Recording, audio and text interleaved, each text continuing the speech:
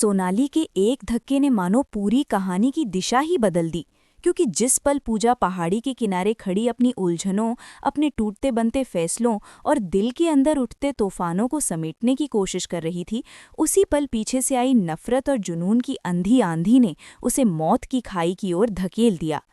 इससे कुछ ही देर पहले तक माहौल सामान्य दिखाने की कोशिश हो रही थी। विवान से शादी के लिए हाँ तो पूजा ने कर दी थी, मगर उसकी आंखों में छिपा दर्द हर संवेदनशील दिल पढ़ सकता था। विवान की माँ ने भी उसकी घबराहट भांप ली थी, पर पूजा ने अपनी भावनाओं को दबाकर वही कहा जो परिवार सुनना चाहता था, मानो उसकी अपनी इच्छा का कोई अस्तित्व ही ना हो। परिवार जब पहाड़ी की सैर पर निकला तो सब हंसी मजाक का मुखौटा पहने थे।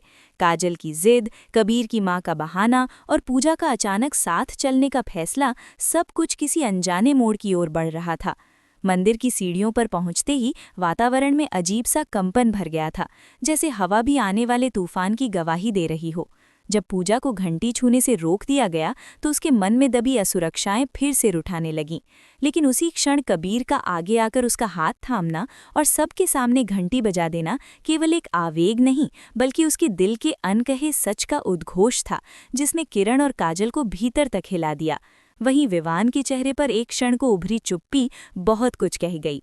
झूलों के पास पुरानी यादों की परछाइयों में जब काजल ने विवान से हंसते हंसते झुलाने की जिद की, तो पूजा को लगा कि शायद यही उसकी नियति है, एक सुरक्षित मगर अधूरी जिंदगी। पर दिल के किसी कोने में कबीर की छवि बार बार उभरती रही। और फिर वही निर्णायक पल, समुद्र किनारे खड़ी पूजा अपने विचारों में डूबी थी कि सोनाली, जो कबीर के प्रति अपने जुनूनी प्रेम और मंदिर में हुए उस स्पर्श को अपमान समझ बैठी थी, अंधेरे का फायदा उठाकर पीछे से आई और उसे धक्का दे दिया। वो धक्का सिर्फ शरीर को नहीं, बल्कि रिश्तों, भरोसे और भावनाओं को भी खाई में गिरा गया।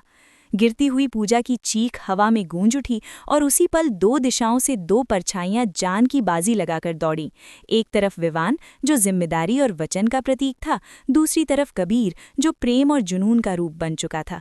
उस खाई के किनारे समय जैसे ठहर गया, हर सांस भारी हो गई, हर दिल धड़कना भूल गया।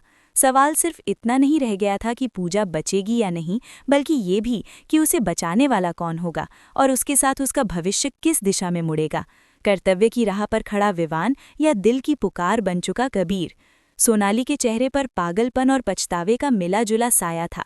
काजल और किरण सन्न होकर उस दृश्य को देख रही थीं और प्रकृति भी मानो इस नाटक की साक्षी बनी खामोश खड़ी थी। ये केवल एक हादसा नहीं, बल्कि उन सभी दबे हुए सचों का विस्फोट था जिन्हें अब तक रिश्तों की आड़ में छिपाया जा रहा था।